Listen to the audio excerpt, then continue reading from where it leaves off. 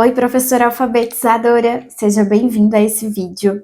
E nesse vídeo nós vamos conversar sobre como recalcular a rota para esse finalzinho de ano em relação à alfabetização e o letramento.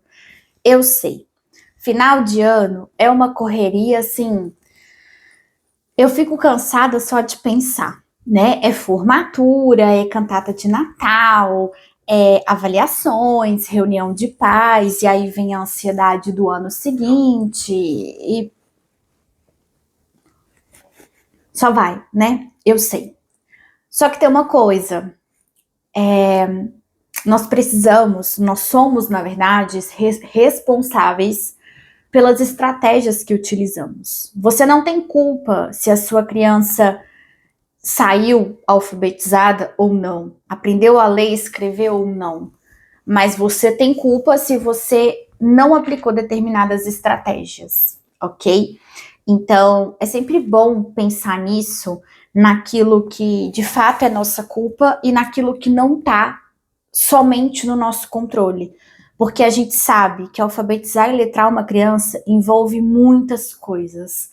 Envolve as suas estratégias, planejamento, metas, envolve as questões da criança e também a ajuda da escola, da família, da coordenação pedagógica e da equipe pedagógica em um todo. Então, nesse vídeo, eu vou te falar sobre como recalcular essa rota, como que você vai traçar as suas estratégias e metas agora para esse finalzinho de ano, ok? A primeira coisa que você vai fazer é uma avaliação diagnóstica. Mas, Ana, no final do ano, sim, você vai pegar uma folha muito simples, com desenhos ali que as crianças já conhecem, ou com imagens reais, e você vai pedir para que as crianças escrevam do jeito que elas sabem. E ali você vai identificar aquela criança que escreveu de uma forma, de outra, enfim. Aí, a partir disso, você vai começar a traçar a sua rota. E como que você vai traçar essa rota? Presta atenção. Se a sua criança está pré-silábica, você quer que ela avance para ser silábica. Então, você precisa mostrar para essa criança que usamos letras, grafemas, para representar os sons, que são fonemas. Então, quais atividades que você vai aplicar para essa criança que está pré-silábica? Você vai pedir para ela diferenciar letras de números e você vai pedir para que ela preencha com a letra que falta. Então, você vai fazer atividades para a criança preencher a letra que está faltando, para ela poder reconhecer. Então, ela vai falar e vai escrever. Essa atividade de preencher o que falta pode ser o próprio nome da criança, pode ser o nome dos colegas, pode ser o nome da professora, o nome da escola, elementos que ela já está habituada a ver, ok? Se a sua criança está silábica, você quer que ela se torne alfabética. E quais são as atividades que você precisa de fazer? Na verdade, você precisa de trabalhar os sons das letras e os sons das sílabas. E quais são essas atividades? Ligar imagens às suas palavras. Então, ela vai pegar uma imagem e ligar onde está escrita daquela palavra, pintar os quadradinhos com números de sílabas, então segmentar aquela palavra em sílaba, falar sobre, aqui nessa parte é importante trabalhar muito a consciência fonológica, porque muitas crianças às vezes estão silábicas sem o valor sonoro, e mesmo as que estão silábicas com valor sonoro, é importante trabalhar muito a consciência fonológica. E atenção, consciência fonológica não é método fônico, ok? Então, trabalhar muito isso. Se a sua criança está silábica, você quer que ela se torne silábica alfabética. E o que que você precisa de trabalhar? Essa criança, ela precisa de entender que cada som representa uma letra. Então, o que que você vai trabalhar com ela? Atividade de troca letras. Por exemplo, quando a gente troca, vamos pegar a palavra bala. Se a gente tira o B e a gente põe o M, vira mala. Se tira o M e põe o T, vira tala. Se tira o T e põe o C, vira cala. Se tira o C e põe o N, vira nala. Então, é fazer essa atividade de troca para a criança poder entender que cada som, cada fonema representa uma letra, um grafema, ok? Próximo. Por fim, se a sua criança está silábico alfabético, você quer que essa criança se torne alfabética. Para ela se tornar alfabética, você precisa mostrar que as palavras têm grafias corretas. E aí nós partimos para as questões ortográficas. Para a gente trabalhar essas questões ortográficas, a gente precisa trabalhar muito com a criança leitura e produção textual. Mas lembre-se, antes de trabalhar a produção textual, é importante que essa criança tenha escrito frases, depois ela tenha escrito alguns parágrafos ou algumas estrofes, alguns versos. O que eu quero dizer é que a gente não tem que ir para o final do processo, a gente tem que começar primeiro aos poucos. Quando essa criança faz a leitura, ela adquire muito vocabulário. Então, dá muito texto para essa criança adquirir o vocabulário que ela precisa para essas questões de ortografia. E também, a questão do texto, vocês podem fazer muito texto de forma coletiva. Então, você sendo escriba e fazer um texto coletivo para a turma. É importante a gente frisar uma questão. A criança que está no nível alfabética não quer dizer que ela está alfabetizada.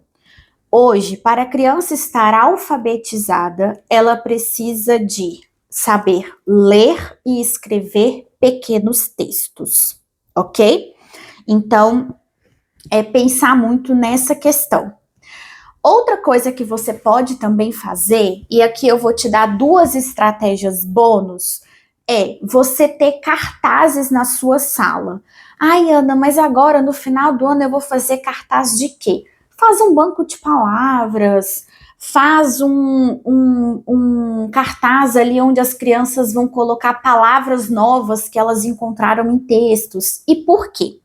As crianças que estão pré-silábicas, que estão silábicas, e até as outras também, elas precisam ter recursos visuais para se apoiarem. Então, vamos supor que você está com uma criança e você fez um cartaz ali com nomes de pessoas. E aí, vamos supor que você está ensinando para essa criança e naquela atividade tem a figura de uma maçã. E essa criança está com muita dificuldade para escrever maçã. E aí você fala assim, olha, fulano, olha aqui, João, lá no cartaz de nomes, tem o nome do nosso colega Mateus. Olha, Mateus, maçã. Se parecem, não parecem o começo? Mateus, maçã. E quando ele perceber, ele vai falar, é mesmo. E você vai lá no cartaz de nome e vai falar, olha aqui, João, olha aqui o nome do nosso colega Mateus. Então, olha aqui a sílaba ma que você vai colocar aí para escrever maçã. Então, esse tipo de recurso é fundamental ter o ano inteiro na sala de aula. Mas lembre-se, não é fazer um cartaz e deixar ali o negócio dar até teia de aranha, tá? Os cartazes, eles têm que serem renovados durante o ano. As paredes da nossa sala, elas conversam de acordo com o momento que as crianças estão, ok? E o último bônus, a última estratégia que eu tenho para sugerir para vocês é que você faça um grupo. Separe as suas crianças em grupos, mas cuidado.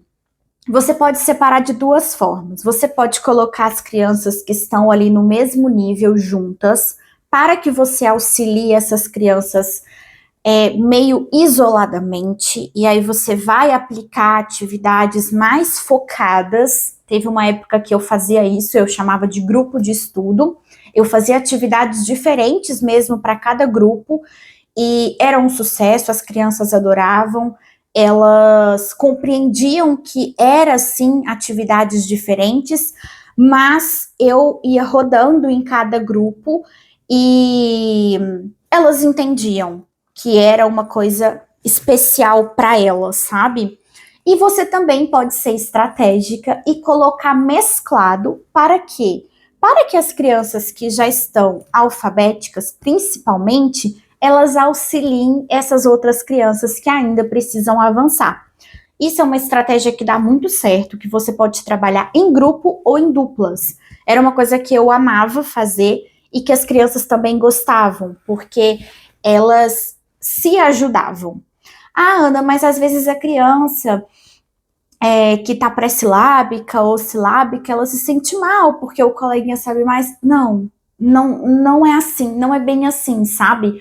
Por quê? Porque toda criança tem habilidades. Então, às vezes, aquela criança que ainda está silábica, por exemplo, ela tem muitas habilidades matemáticas, numéricas. Então, às vezes, ela é uma criança que tem mais avanço na matemática do que na escrita. E ela acaba ajudando essa outra criança que é alfabética, mas às vezes tem um pouco mais de dificuldade na questão numérica ou em desenhos. Então, assim, às vezes esse olhar, essa lente que nós adultos colocamos para ver esse tipo de situação que acontece, é uma lente só nossa. As crianças, elas não pensam muito em relação a isso. E é claro, você sempre vai frisar que todo mundo tem habilidades e que todo mundo pode ajudar todo mundo.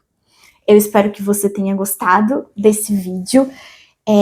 Eu vou colocar aqui embaixo uma página no Notion que você pode clicar e eu libero o acesso para você. E lá tem explicando sobre cada nível e tem também sobre essas sugestões de atividades. E eu te espero no próximo vídeo.